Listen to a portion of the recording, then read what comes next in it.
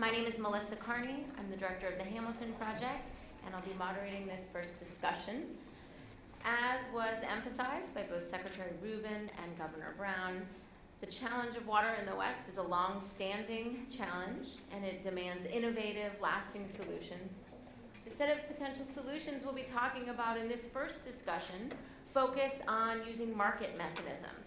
So in many contexts and with many goods and resources, we rely on market forces to allocate scarce resources to its highest value. And there's the thought that maybe we could do more in the water area to capitalize on these forces. So the discussion will be based around a set of proposals that are being put forth in a new Hamilton Project Woods Institute paper written by Robert Glennon of the University of Arizona and his co-authors, Gary Leibkap and Peter Culp. And they're going to argue for 5 specific reforms, that take advantage of the market forces in order to allocate water and address the water crisis. We're joined by an all-star cast of experts with a wide variety of perspectives on the issue. Their full bios are in your program, so I won't go through them, but just to remind everyone, we have Tom Iseman from the Department of the Interior, so we'll have the federal perspective. We have Bill Phillimore from Paramount Farming Company, so we have the farming perspective. We have Jim Lochhead from Denver Water Utility, the largest water utility in the state of Colorado. He was also named Water Leader of the Year in Colorado. And we have Ellen Hanak, who's a recognized expert and scholar on these topics. So before we launch into the panel discussion, I invite Robert to the panel, who will give us an overview of the main ideas of the proposals.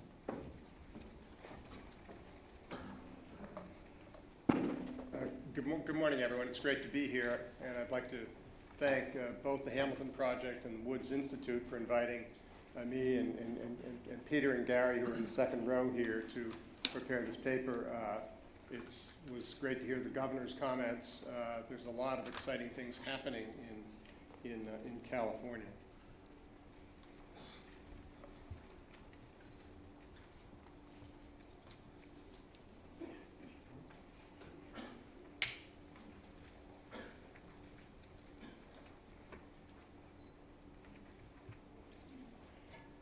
It's a long paper for those of you who've taken a look at it, and they have given me 5 to 7 minutes to set it forth.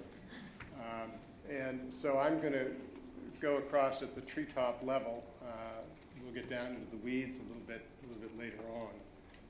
But first, I don't think I need to spend a lot of time talking about the crisis. The governor made it plain. There's a real problem. California is really at the epicenter. But that said, there are just a few items that I'd like to put forward. One is this photograph of Lake Mead and the Colorado River speaks volume. We're in the middle of a 14-year drought in the Colorado River. And we don't know whether that's the 14th year of a 14-year drought or the 14th year of a 50-year drought. And it is a challenging time. There are predictions of shortages for the states of Nevada and Arizona within 2 years. The city of Las Vegas is spending $1 billion to build a 3rd intake pipe because the first 2 are about to be pathetically above the level of the lake, totally denying water supply for 2 million people. The future of the Colorado River is one where we're going to see increasing economic growth, increasing population growth. It is a classic problem of supply and demand. California, I don't need to spend much time on that, but 500,000 acres of fallowed land in 2014, some of the most valuable, the most productive ag lands on earth. It is a very sad sight to fly in, as I did a couple of weeks ago to Fresno, and see just the kind of consequences of this drought. Dead and dying trees and orchards, homeowners, as the governor said, thousands of homeowners whose wells have dried up. Texas, finally, their drought began in 2011. They've already suffered more than $25 billion in loss. It's a very, very tough time. A little town in Texas, Plainview, had a meat packing plant operated by Cargill. It closed. 2,200 people lost their job. The whole population of the town was only 23,000. this town's been ruined. So we have a crisis, and the crisis asks for serious thinking and a fresh response. This is a photograph of the High Sierra. If this photograph were taken a year ago today on October 20th, there would not be a problem. But this photograph was taken in February of 2014. You should not see bare ground in the High Sierra in the middle of the winter. Now, is this simply a product of the ongoing drought, temporary fluctuations in snowpack and precipitation levels? Is it something to do with climate change? Or maybe is it both? It is a scary time. When we look at our water systems, what we see is a system that was set up on the assumption that the past would be a reliable guide to the future. There's a new normal that no longer prevails. And yet there's little resiliency in our water systems. Each person or each group hanging on to their little piece of the pie. We need to build resiliency into the system. And the demands for water are of an extraordinarily diverse sort. The knowledge economy, as it was put. This is a Google server farm. You don't think, I think, even in Silicon Valley, about the point that we heard from Cheryl about Facebook needing water. But Facebook, Google, Intel, Cisco, they all need a lot of water to operate. They need energy, and it takes a lot of water to produce the energy, and then they need water to cool these amazing plants. People think of the cloud. Well, there's no such thing as the cloud. There are things like this, data centers. There are now tens of thousands of these data centers, some of them generating as much energy as a decent-sized city. This is a new demand. And we have an incredible national need to make sure that companies like Facebook and Intel and Cisco and Google get all the water they want so that their fabrication facilities are located here, so that these great jobs will be available to our fellow citizens. If you think about water, you realize that basically every company needs water. Every company needs water. It's not just the food people. It's not just the ag interest. The National Hockey League, those teams every year in their stadiums use more than 300 million gallons of water for some hockey rink. Deloitte did a study of the Global 500 last year of a tremendous response. 70% of them said that they currently had a supply problem either in their direct operations or in their supply chain. This is about the future of the American economy. We may fret about running out of oil, but water lubricates the American economy just as oil does. So what are we going to do about it? The governor outlined some options.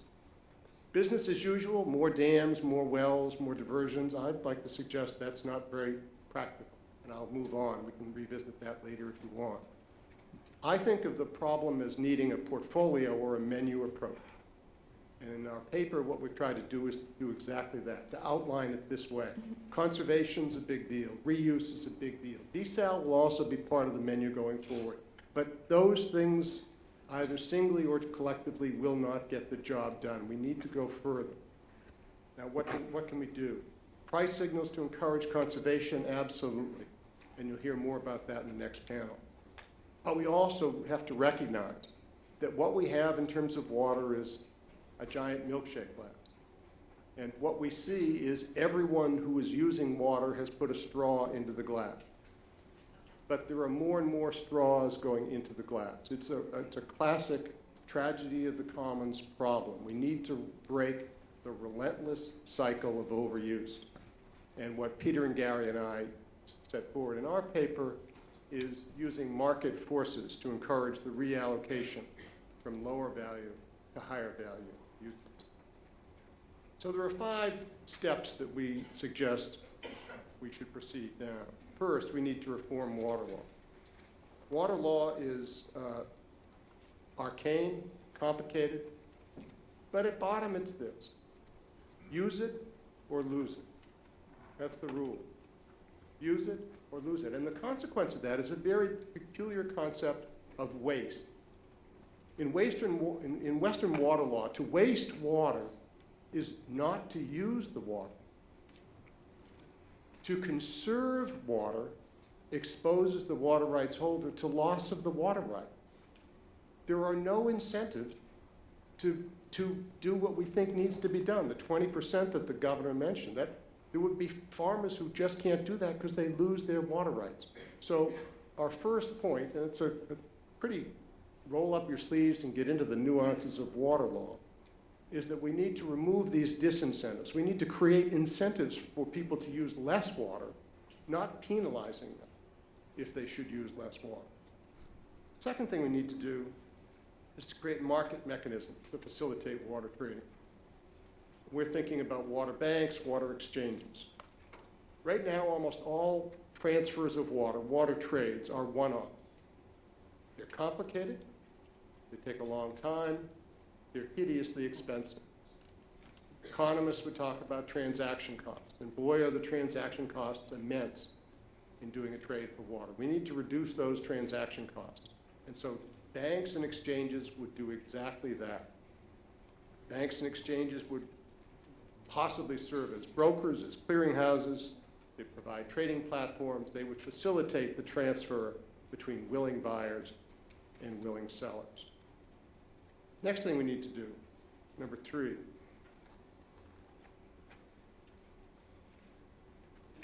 is to use risk mitigation strategies to enhance the reliability of supply. We would like to take a page from the investment banking community, from the hedge fund business, from commodities markets, from insurance companies, and look at how they hedge risk.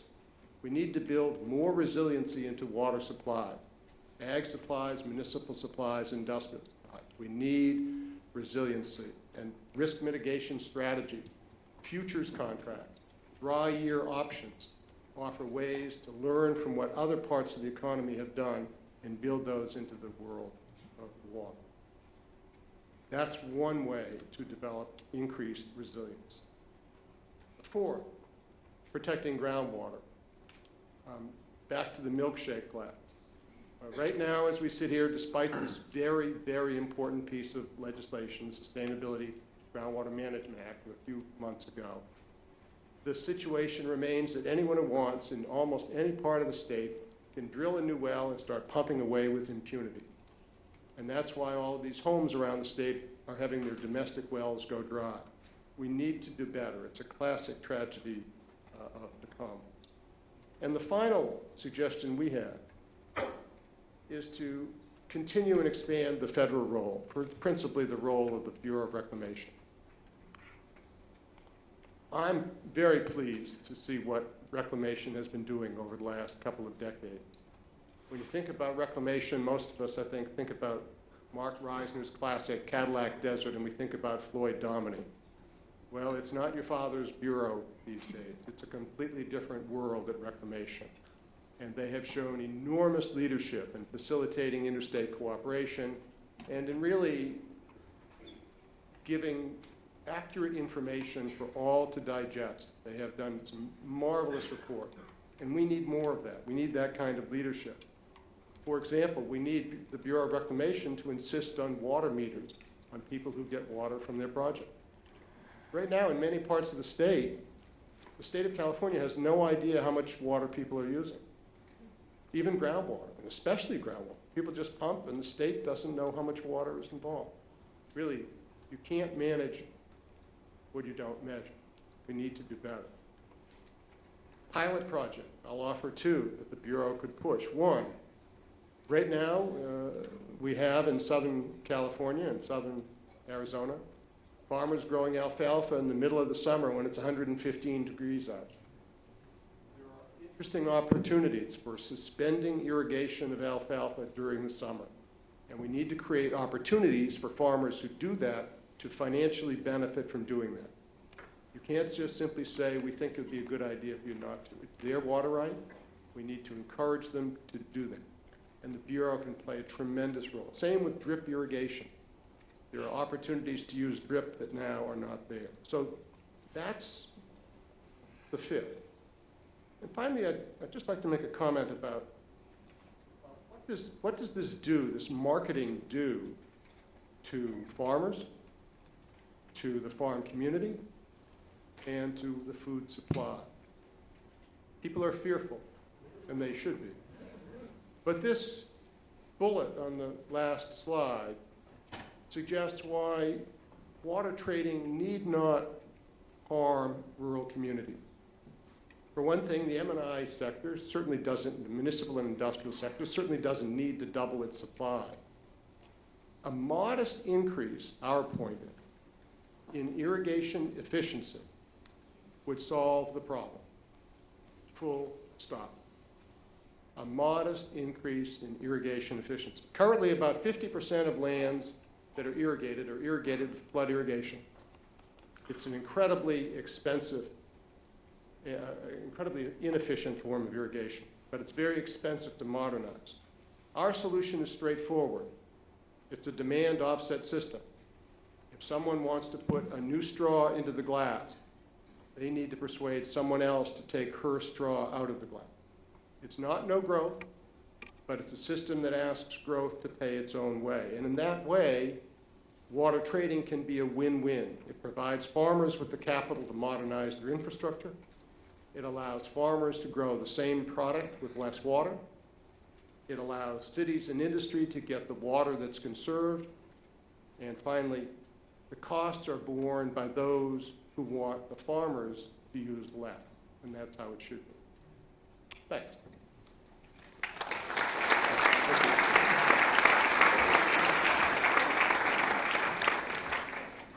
Thank you, Robert. So I'm going to start this off with a question to Ellen. Ellen's written extensively and studied very thoughtfully the use of markets in California. So from that perspective, how do you respond to the proposals put forth in this paper, and what can we learn from the California experience with market solutions? Thanks. And thank you to Robert and your co-authors for a really interesting paper. I recommend plowing all the way through the 40 pages because there's a lot of rich stuff there. I have a short amount of time, so I'm going to just highlight a few things. One of them is thinking about California as an example. I think a lot of the recommendations that they put forth could be very useful applying them here, but also in some ways California is at the forefront on some of the things that the authors point out with respect in particular to laws that enable water marketing to happen. And so we've got actually a pretty, it's not by any means a perfect market, but we've got a pretty active market in California. It's about 20-some years old. It really got going during a major drought from the late 80s to the early 90s, where the state got involved, setting up a water bank, the kind of thing that the authors recommend. We had laws in place already that were passed in the early 80s that made it possible to transfer water without it being taken away from you. You could lease your water and it wouldn't be considered that you were no longer using it. Transferring is considered a beneficial use under California law. So over time, what we've seen happen is initially it was really a market for short-term temporary transfers, especially for drought relief. And over time, it's become also a market where cities are buying water to support their long-term needs. Even some farmers who are growing tree crops are getting into long-term deals so that they have more reliability with these transactions. Mostly the water is being sold by farmers, sold or leased by farmers, with either with extra water in storage or that are able to lower some of their own production. Now, thinking about that, the market now is about maybe 5% of total human water use. So, there's room for it to get bigger, and I think a lot of the recommendations that the authors propose could help with that. I'd like to highlight two things that it's important to think about. One of them with respect to reforming laws and thinking about, are there ways of providing incentives for people to save water and sell it or lease it? I think there are, but it's important not to oversimplify that. And the governor said, water's complex. It really is in this case. And there's a tendency to assume that everything that you save by adopting more efficient irrigation technology is water that you can make available to sell on the market. And it sounds good, and it kind of makes sense at a top level thinking about it. In fact, that's not true, because most of the water that's wasted when you're doing flood irrigation is actually being used by somebody else already. It's going back into the river and being used by a downstream user or city, farmer, or the environment, or it's going into the groundwater basin and it's available for reuse later. So one of the legal reforms that they recommend is adopting some transparent rules so that people know how much consumptive use can be transferred. That's the sort of technical term for the amount that you're actually consuming that's not available for others. California technically has that law. We don't always apply it well. I think it is an important law to get out there and to make transparent so people know how much is available with different crops. The second thing that I'd just highlight briefly is the idea I like very much of mitigating and thinking about reliability. I think that's recommendation maybe number 3. One way to do that is thinking about how the market can help to support the environment. And in California, the market, actually about a third of the trades in many years has been water for in-stream flows and for wildlife habitat. This has mostly been short-term transfers with taxpayer dollars, and that money is mostly mostly gone now. There's very little of that money left. So if we're thinking forward to, can we use the market to help bring water into the environment, we really have to find new funding sources for that.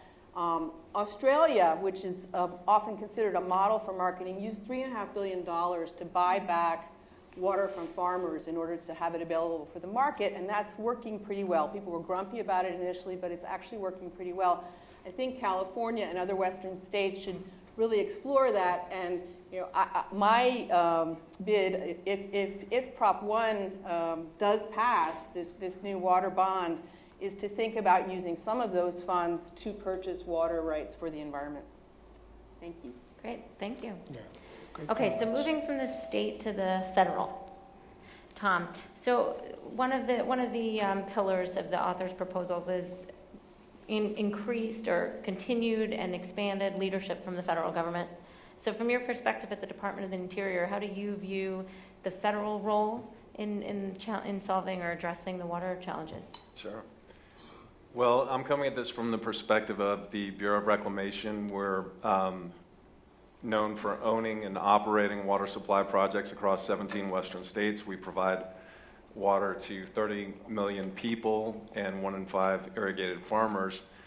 And I think it's clear that we face some challenges with respect to water supply allocation, and markets can play an interesting role in resolving some of these issues.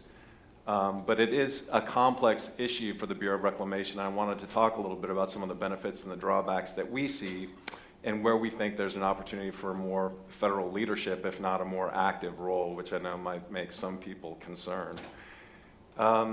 So some of the benefits and the drawbacks, as we said, there are tensions around water supply allocation across the West. One of the things that we like about water markets is that they allow local solutions. They empower water users. You want to see transactions between willing buyers and willing sellers to resolve these questions about water supply allocation rather than decisions from the federal government. So there are definitely positives about the benefits that we can see from water markets and water transfers.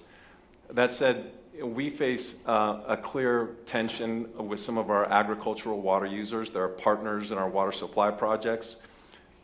We hear concerns about what do transfers do to the agricultural community, the local economy, the ability to grow food for our society. And that's definitely very front and center in terms of our work in water supply and how we think about water transfers, and that's something that we need to navigate as we look at some of the recommendations in the report. That said, though, I was really impressed as I prepared for this discussion to see how much we are using water markets across the western states to address these issues. And we use them in a variety of different ways. One is essentially to stretch water supplies or reallocate water supplies, and particularly in times of drought. And you see that here in California with the Central Valley Project, which is a reclamation project. It's also happening in Southern California, where you've got transfers from Imperial Irrigation and the Palo Verde irrigation districts to the cities of Los Angeles and San Diego. And it's happening in other places as well. One of the good examples is the Colorado Big Thompson project in Colorado, where we're seeing more water moving between agriculture and cities on a pretty flexible basis.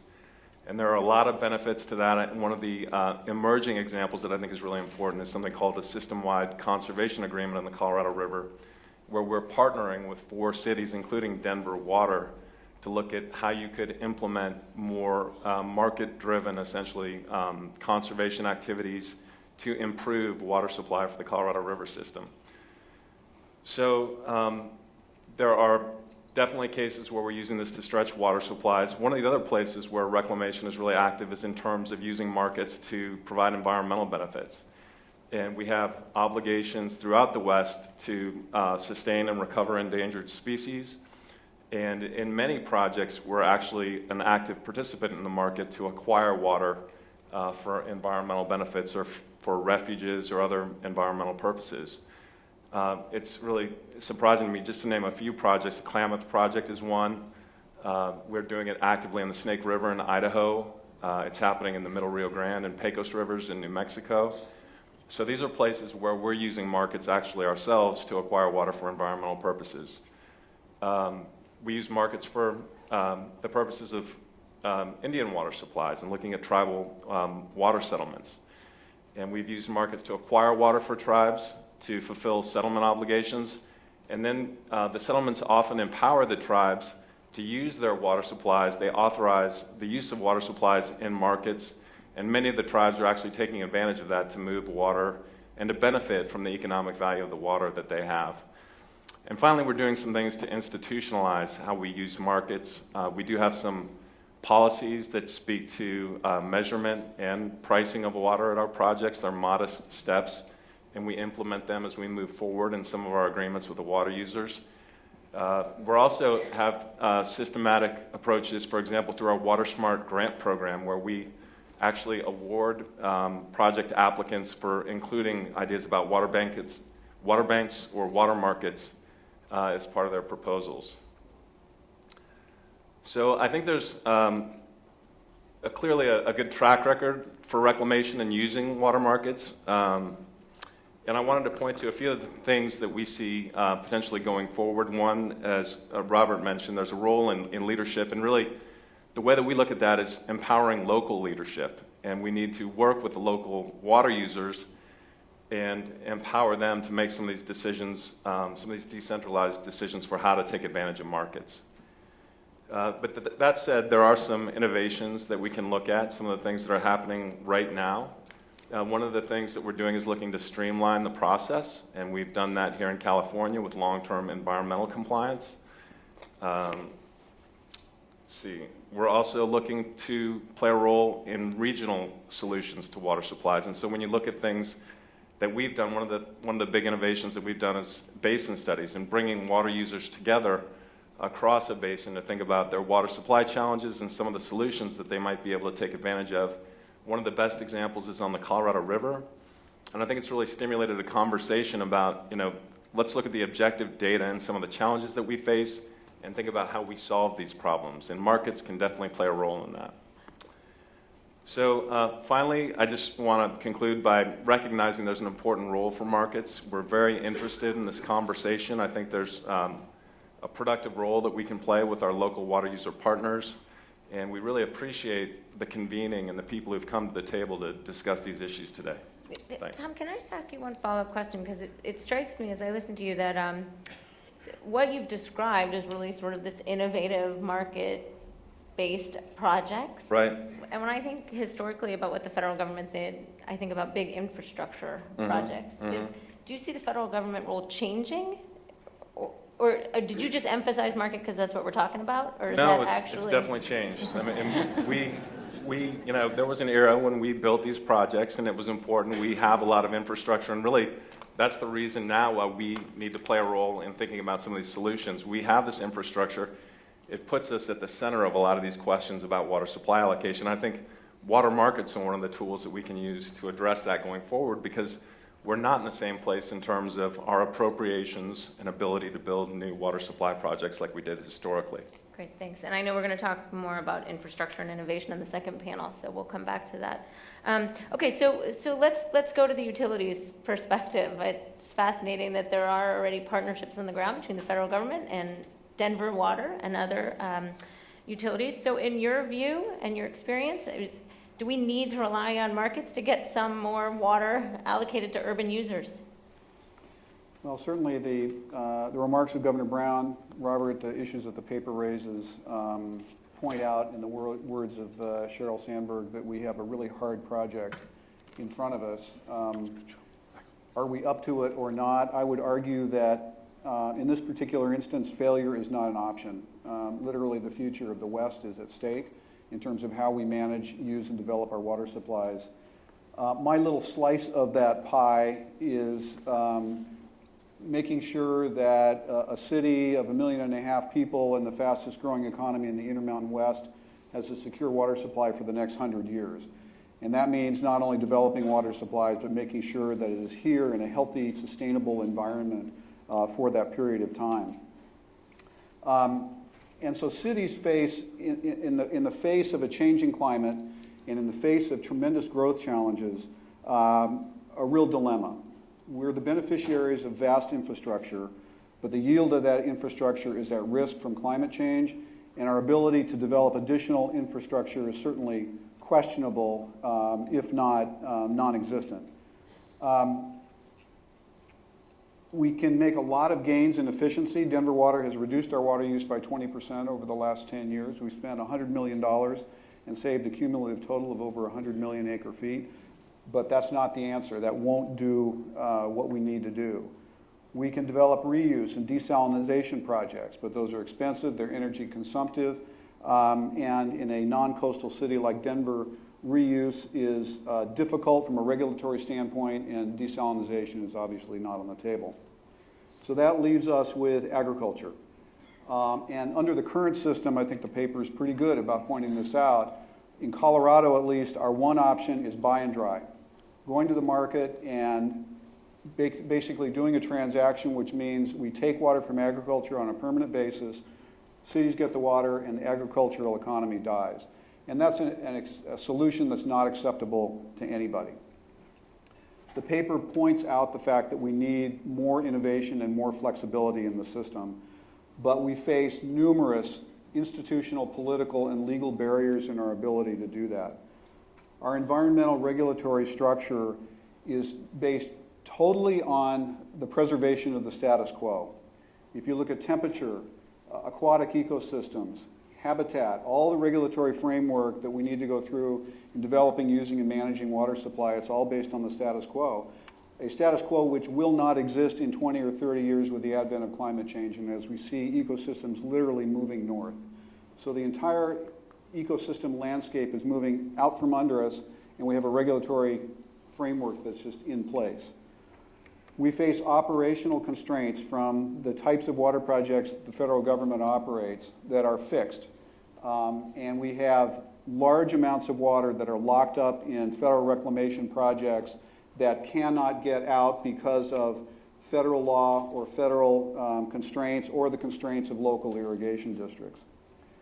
We have a water rights administration system that, again, is premised on the status quo. It's based on use, taking water from the river, using it, and maintaining return flows that literally is measured to the gallon. And every water rights transaction that needs to be undertaken needs to preserve that status quo. And so the risk of putting one's water rights up for grabs in a water change proceeding, the transactional costs associated with a market transaction, the cost associated with that means that we don't have the ability to be flexible in the marketplace. Finally, I just want to emphasize the fact that cities are not interested in growing at the expense of either agriculture or the environment. A healthy agricultural economy is essential to the healthy economy of cities. In fact, most of the agricultural economy in the United States is based in city in terms of food processing. We are not interested in developing water supplies at the expense of the environment. A healthy environment is absolutely essential to our ability to supply clean, sustainable water to our customers in the future. So we need to develop mechanisms to work together. And as the paper points out, I think there's plenty of water in the system to be able to do that if we can find those solutions. And a lot of the argument, at least from a municipal perspective, that we face is based around grass. And it's based on this moral judgment that bluegrass is bad, and somehow cities are evil for encouraging their customers or even developing any kind of bluegrass, and alfalfa is good. Or alfalfa is bad and higher value crops are good. We need to get away from these moral judgments about water use and develop a framework to more holistically manage grass. Grass is 90% of the water use in the Colorado River Basin, whether it's bluegrass, alfalfa grass, or pasture grass. We do a good job as municipal entities of doing demand management around bluegrass. And if we develop the flexible mechanisms and the kind of reforms that are established or proposed in this paper, I think we can have a flexible system of managing grass in the system and do it while maintaining a healthy agricultural economy and providing for the environment in cities. Great, thank you. Okay, so Bill, Jim was very gracious. He doesn't want to fight with the farmers, but I feel like you're a little bit in the hot seat here because we've heard that water law protects the status quo. Seems like the status quo is pretty good for agriculture, not so much for everyone else. Well, I have to start off with disagreeing with that. I think that water markets work. And just as a mention, I work for a farming company, and we store water on the surface and underground. We buy water, we sell water. So to some extent, we're in the trenches on this stuff every day. Enough to say that I live in Bakersfield, which is a real sign of being in the trenches, for those of you who know California. But I think it's worth, given what all the other panelists have said, of thinking a little bit about how to improve water markets. And again, I'm going to be parochial like Ellen. My experience is in California. It's not in Denver or Arizona, so I have to speak to that. But how to improve markets. And one of the difficulties that we have in water markets in California is the uncertainty of water rights. Water keeps getting taken away from us for the environment. Every time there's a new regulation, the state board can take water away from us. U.S. Fish and Wildlife can take water away from us. NIMFs can take water away from us. Water disappears with FERC relicensing. And so I think it's very difficult if you look at any traditional market. One of the things that you need for an efficient market is the basic right or the basic ownership of the product. And without that, it makes it very difficult, makes people very uncertain as to what they should do, especially for a long-term deal.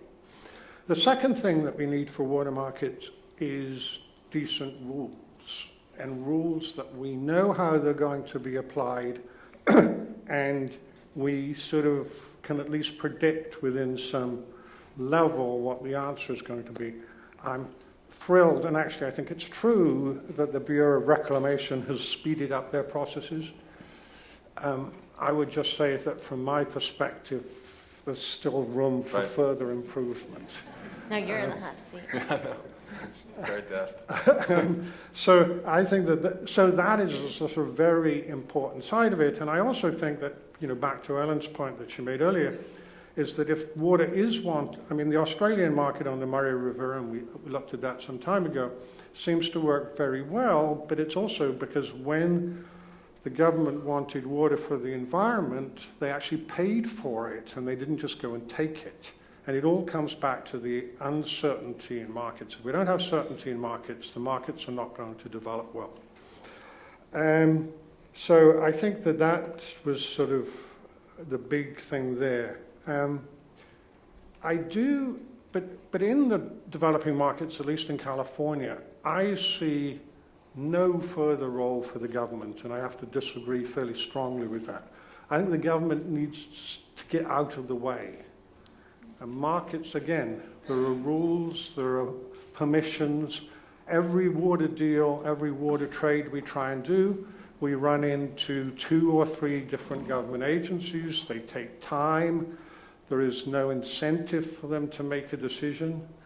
And markets, don't get me wrong, I'm not advocating an unfettered free market. But this market is so stultified by regulation that it is not working properly. And so I don't think that we need any greater role of the government in things. I think they need to let the market develop and then react to where it goes wrong, rather than do it the other way around. But you also emphasized a need for rules. So presumably we need the government to enforce the rules of the market. Yes, but to have rules that are set and don't change on a daily basis or a weekly basis, or don't depend on which branch of what agency you have to go to that day. And I think that's sort of not uncommon. Do you want to respond to? Sure, I'd love to say a couple of things. First, thank you. Peter and Gary and I are very grateful to these four for such amazing, thoughtful comments, and it's been very helpful. Let me pick up on Bill's last point about no role for government, because I think it really flags comments from each of the four about what will this do what will marketing do to the farming communities and to the food supply. And in our paper, what we think is that there needs to be oversight by the federal government. We believe strongly in markets. Rules matter. You can't have a market without rules. You can't have a market without property rights, something to transfer. I sell you my pen. And that depends on a rule that says, at law, I own the pen and I can transfer the pen. So we need to have a system set up by law that facilitates trade. And that depends on the role of government. Then beyond that, markets can fail.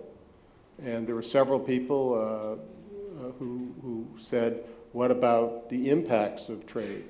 And for that reason, we think that particularly when it comes to not the farmers so much, they're going to make out wonderfully. The farmers are going to be the direct beneficiaries of someone writing a check, paying them to modernize their infrastructure or whatever.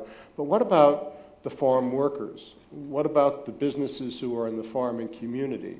The John Deere dealer, the pesticide fertilizer suppliers, local businesses of any stripe. When you have transfers, you have impacts from transferring a public resource, which is what water is, a public resource that's subject to some market rules and aspects, but it still is public. So I think we need to prevent the buy up and dry up. To assure the protection long term, we need, over, say, a certain quantity of water, a government regulatory process. Now, I'm not familiar enough, as Bill is, with what you've got going on in California, and it frankly sounds hideous. So, some streamlining of that is in order.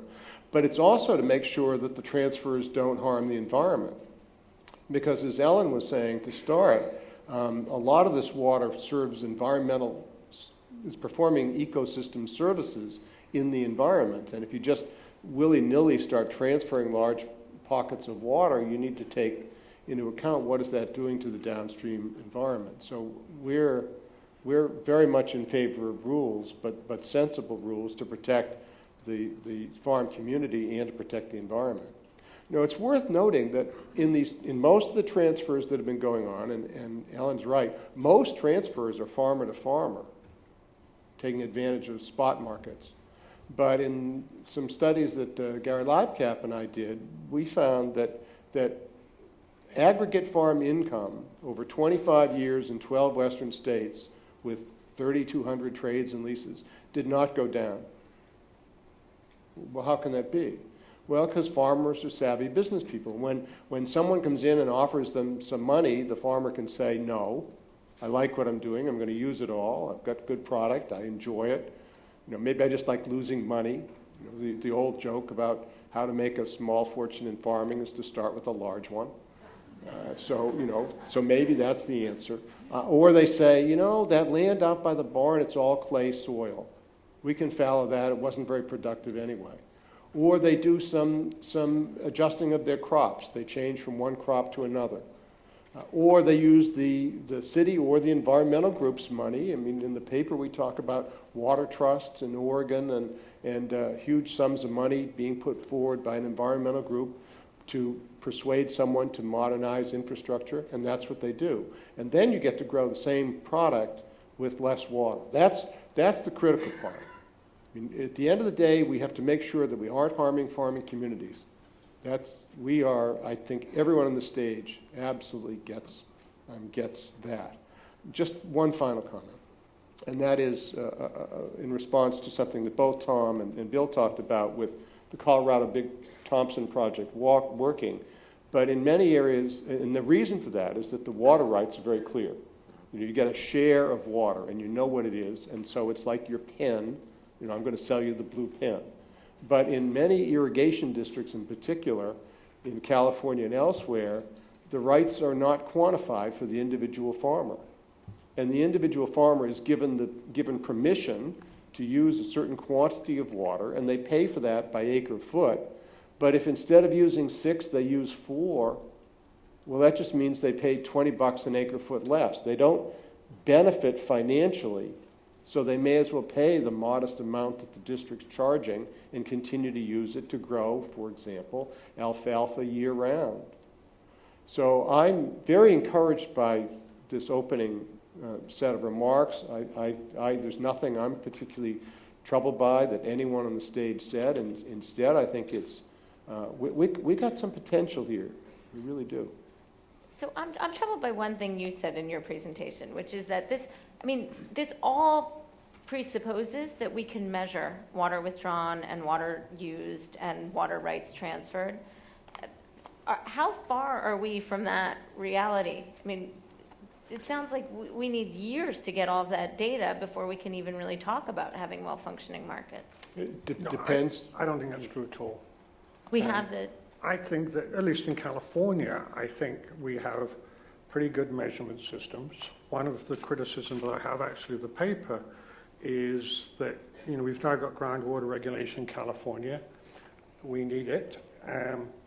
But, for us to measure water use by wells, by counting the number of wells and putting meters on the wells, rather than by using satellites to pick up consumptive use, seems to me to be sort of 20th century rather than 21st century. And when I'm talking about measuring consumptive use by satellites, the latest Landsat satellite has a component. It's not perfect yet, and they don't fly over often enough, but just think about the cost of regulating wells, putting meters on them, reading those meters, in contrast to an airplane flying up and down the Central Valley maybe twice a week. I mean, we've got to look at some of those things. I think it's all measurable. Go ahead, And Ellen. just to say, Idaho's already doing that, and Idaho's using satellite imagery to regulate water rights, groundwater, surface water management. So it's early 21st century. It's not far in the future. Yeah, no, it's right there. It's not that it's right there now, but I mean, within a year or two. In Colorado, it's so measured that we're slaves to it. We have to actually, as I mentioned, we have to preserve the status quo to the gallon. And that means that any market transaction is in this rigid framework and there's no flexibility. And you have a system where, and I'm a water lawyer, lawyers and engineers are litigating these issues, and it's a barrier to any kind of flexibility or innovation. Great. So go ahead, Ellen. Just, in relation to the groundwater issue, I do think that a key to successful reform in California is going to be letting farmers be able to trade their groundwater. And so, right now the legislation just sets up a framework for basin management authorities at the local level to decide what their sustainability management is going to be, but it's going to have to be getting to some sort of sustainable yield over time, and an important incentive in that process will be allocating in some way the rights to pump and enabling some folks who maybe don't have the great soils to sell that water to somebody who's got the tree crops on great soils or very productive uses. I would agree with that, but you do have to be careful because of the way that groundwater moves and doesn't move, the different qualities of groundwater within a certain area. And, you know, there are certain things in water that work on a very local basis, certain work a little wider, certain wider still. And I think groundwater trading, you're going to find will be pretty localized, depending a little bit how it's connected to surface water. But if it's pure groundwater trading, it's going to have to be very localized. Interesting. So I have another practical question for how this would work, because Robert, you've referred to selling your blue pen, but it seems to me selling water is not actually that concrete, right? So when we talk about property rights to water, how in practice, maybe in the state of California or in other places, does this work? Is this withdrawal? Is it consumptive use? Is it for a set amount of time? Does it depend on who else is sharing water from that source? It can be all of the above, and Jim can speak to this, but for surface water, you get a right to take a certain amount out. There's an assumption that some of that returns to the system. That's called return flow. So you may or may not have your right defined by consumptive use. The problem when you go to transfer it isn't that you don't know how much you can take out. It's everyone else in the system gets to object when you go to transfer it under a rule called the no harm to junior appropriators. Everyone is there. And so what we call for in the paper is let's define water rights by the amount consumed. And it could be by Landsat satellite imagery. It could be, I mean, to flesh out Bill's point, what he's saying is that it's not the gray stuff and the balance of the earth changing. It's that by satellite you can see that's alfalfa or that's some other crop, and you know in that area how much water that crop takes. So let's define water rights, have the state water department agencies define water rights by that consumptive use. Then we don't have to get every time someone wants to transfer water into a potential fight that pits hundreds of other people on the same system. Instead, there'd be a presumption if you're growing alfalfa in this area, this is how much water the alfalfa consumes. But at the same time, we're not sophisticated enough to have a system in place whereby we can have flexible mechanisms. So at this point in time, it's very difficult, if not impossible, for a city to go to a farmer and say, I will pay you to rotate the fallowing of your fields, you know, as you choose. Just make sure you provide so much water. Or I will pay you not to irrigate in the heat of the summer. Or I will pay you to switch from a higher consumptive crop to a lower consumptive crop. Or I will pay you to install conservation measures. All of that is basically undoable because of this regime of having to preserve a set return flow pattern back into the river, and because of the Byzantine nature of the transactional costs associated with making that kind of a deal. And so what the paper highlights is it's impossible right now for us to sit across the table and actually make that kind of a deal. And cities are willing to pay third-party impact costs. That should be part of the transaction. But we literally can't get to the table to make that kind of a transaction. We, I think, can, though, in California, if you're not growing anything on that piece of property. It's much more difficult to make the judgment, say that I'm not going to irrigate my alfalfa during the summer. That's a different option. But if you actually fallow that land, then you can. Mm-hmm. You can do that thing. So again, a little bit of a difference between the states. And we need to build in the kind of changes that Jim's talking about, especially on the alfalfa in the summer. Alfalfa grown in parts of California during the summer uses 4 times as much water as other cuttings during the year, and it produces alfalfa with a lower quality. It's poor quality alfalfa, and it's even poor quantity. The yields aren't very good. So if we're going to protect the farming communities, for goodness sakes, we have to figure out a way to get the very most wasteful uses out of the system. And that would be growing alfalfa in the middle of the summer. You don't want to fallow the whole field year-round, that there's some high-quality alfalfa being grown, and alfalfa sometimes gets a bad rap as being, oh, that's just for people who eat beef. Well, alfalfa is also supporting dairy, and I dare say almost everyone in this room eats yogurt and whatever, dairy products, so you've got alfalfa coming that way. And it's a direct production. My goodness, you feed Bessie some hay in the morning and you milk her in the afternoon. What could be better for food production than that in a matter of hours? So we need to protect alfalfa growers in those communities, but we need to get them off of growing it under conditions as extreme as in the deserts of Arizona and California in the summer. Go ahead, Ellen. I just want to say, and these are the kinds of things that are doable, and you know, it's not technical rocket science, or I don't know, maybe rocket science is easy now. But what you have is, you know, partly issues of not having clear regulations at the state level or state and federal working together. But I think also we have this at the local level sometimes. And in California, you have some irrigation districts, for example, that will allow you, if you're a farmer, to fallow, to lease water to yourself in another irrigation district, but not to lease water to somebody else. And you know, that's something that kind of doesn't make sense because it leads to all kinds of crazy land leasing in order to be able to get the water moving around. Those are the kinds of things I think that are potentially can be decided at a state level, basically saying, you know, you gotta make that flexibility.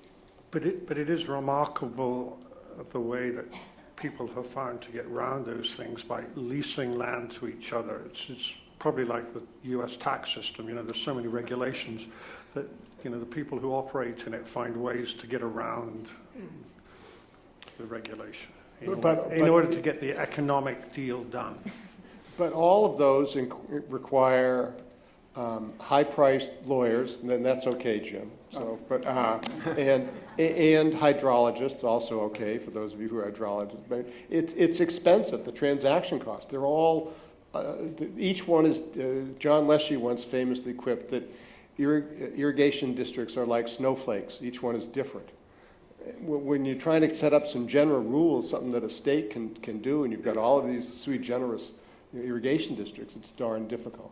So I want to ask about a different element or characterization of the problem. So what we've talked a lot about is reallocating water away from, let's say, low-value uses to higher-value uses, or from, you know, farmers who find themselves with excess supply to urban users who don't have enough. But there's a really interesting figure in the paper that shows supply is generally flat in the Colorado River Basin, generally flat, maybe if you squint, a slight downward trend. But it's the demand for water that's rising with no sign of stopping. So we talk about a water scarcity problem, but when I look at that figure, I think, oh, it's not that we have less water, we just have too many people who want it, right? And so, you know, is this really a water problem, or is it, why is everybody living and growing their technology businesses in the driest part of the country? And so it either seems like, well, maybe we have to shift some of that development, or people living here or companies working here have to figure out how to do more with less. Right? That's a little bit different spin than the allocation angle. Well, the elephant in the room is population growth. We nudged over 300 million in the United States about 4 years ago, and the Census Bureau predicts that we're going to hit 420 million by 2060. 2060. That's in the lifetime of many of you in the room, not some of us. Ellen. So demand, you're an economist. I can speak to you in the language of our tribe. We'll include everyone. Demand, we usually think of as economists as what people are willing to pay for. And I would say, I think the basin study is great, but that line for demand is not what people are willing to pay for. It's more what people would like to use. And one of my close colleagues, Richard Howitt from UC Davis, likes to say that the problem is not that there's not enough water, there's just not enough cheap water. And so this is where markets, I think, come in, because you really are talking about water becoming more scarce, potentially more expensive. What are people willing to pay? Urban areas are willing to often pay for recycled water and some other high-cost things, but you know, there's also just a lot of really cheap water still in the Colorado River Basin, and some of those uses probably are going to go away. It's interesting. Yeah, I guess speaking as one of those evil cities, Denver serves about 25% of Colorado's population. We use about 2% of the state's water. 90% of the water in the Colorado River Basin is used for alfalfa or pasture grass. So it's not a matter of growth, and in fact, I think what we should be doing is encouraging highly dense, innovative, vibrant cities as centers of culture and commerce and economy, and at the same time, maybe we can preserve a vibrant agricultural economy and rural lifestyle that's so important in the West. So I think what we need to do is to free up that market to allow for us to live within our means. And that's, Tom mentioned the Colorado River System Conservation Agreement, and that's kind of an experiment by Denver Metropolitan Water District of Southern California, Southern Nevada Water Authority, and the Bureau of Reclamation, where we're saying we want to fund pilot projects that will demonstrate how conserved water can be managed from agriculture to the benefit of the river system and the reservoirs in the Colorado River, which are at dangerously low levels. And it's amazing the reaction that we've gotten. If we get on-the-ground farmers, they're interested as business people in doing a deal. If you talk to local politicians, they will tell you that this is all about these terrible cities that are going to dry up agriculture, and all for the benefit of Las Vegas. So we need to just get over those cultural, regional differences and actually get down to talking about how we can do this and keep everybody's economic interests whole. Thanks. So we're going to open it up for audience questions.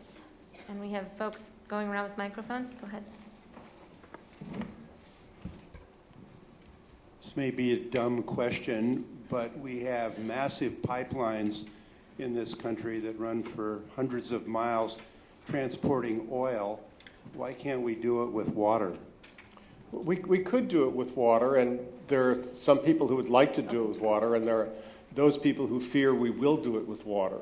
There's a great billboard that shows the Great Lakes, an actual billboard on the side of the road in Michigan. It shows the Great Lakes, and then it shows California with a straw at one of them, and Nevada with another, and Colorado with a third. And whenever I'm back there, I say, this is a scurrilous attack on this. We don't want all the Great Lakes. We'd be happy with one of the smaller ones.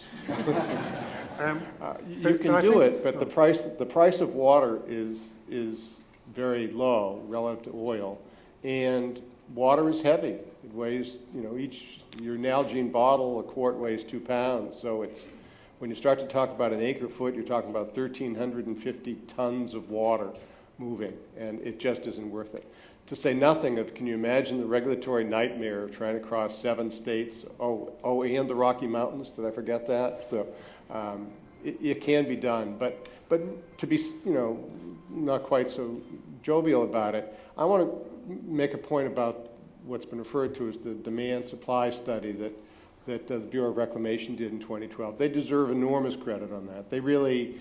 What they said is there are ideas all over the place, towing icebergs from the Arctic, different kinds of ways of saving water. We're going to put all of these things together, and we're going to treat equally every one of them. We're not going to have a preferred solution.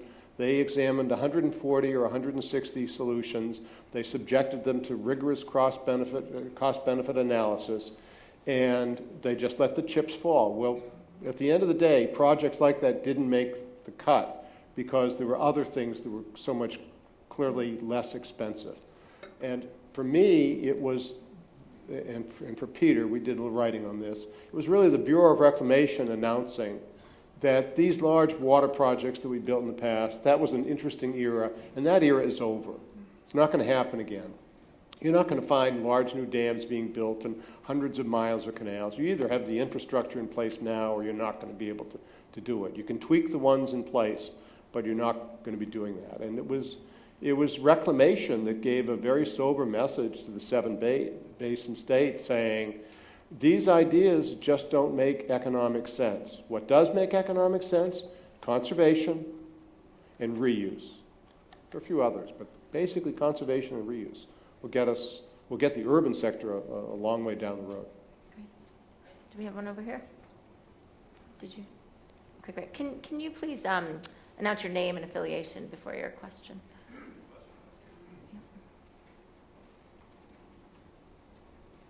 Thank you. David Beckman with the Pisces Foundation. I thought it was very interesting that Professor Glennon put up a slide that said that basically 9% reduction in ag water use would double water for other users. And then I heard an immediate disagreement with that. I think this is a critical question that underlies most of the conversation this morning on the panel, and I wondered what is the source of that disagreement, if there is one, and maybe each of the panelists could indicate how they view that question. Is that water available with ag efficiency for other users or not? It's an important question. Yeah, that's great. I'm glad you followed up on that. Ellen and I had the initial discussion on that. I mean, she thought that maybe there wouldn't be as much available. If it depends. In some areas where you have flood irrigation, that water is going back to a river system. In other areas, there's no river system, but there might be something like the Salton Sea. But regardless of what might be downstream, there's a certain measure that's just gone to evaporation loss. And when you're growing alfalfa in the desert, when it's 115 degrees out, and you're flood irrigating those lands, you're losing a lot of water to the air. That water's gone. That's not available for reuse. So I'm not trying to suggest that we can simply or simplistically say that everything not consumed by the crop is available for transfer. Not at all. A lot of that water is performing, as I said, environmental services. But there is some water that's just gone. And let's quantify that and focus on that. Plenty of water. Bill? That's why just a small... I think actually there's a different point here. And that is that where water is very expensive, as in the southern San Joaquin Valley, there is no flood irrigation, right? I mean, the marketplace is taking care of these issues if it's allowed to function. And the problem where you've got people flood irrigating alfalfa is that, and I'm sorry that I'm doing a bad job for my dairy friends, but I don't really know all the circumstances, but it's usually because there is water that is very cheap that they cannot move elsewhere, and therefore they're using it inefficiently. The market will take care of the problem. Any more questions? May I just? Yes, go ahead. Yeah. Ellen. So I think that the answer, David, is it does depend a lot on where you are. I didn't read Robert's 9% to mean just reducing irrigation, improving irrigation efficiency, but reducing agricultural water use by 9%. And sometimes that has to be with reducing crop production. So the suggestion of reducing summertime alfalfa is actually reducing crop production, but alfalfa is one of those great crops that you can let just sit around for a while and without killing it. So that's a good way of being smartly efficient with irrigation. Great. So we're right on time for our short break before we'll move into our second panel. Thank you to the panelists. Yes, thank you. That was great. Yeah, enjoyed that. That was great.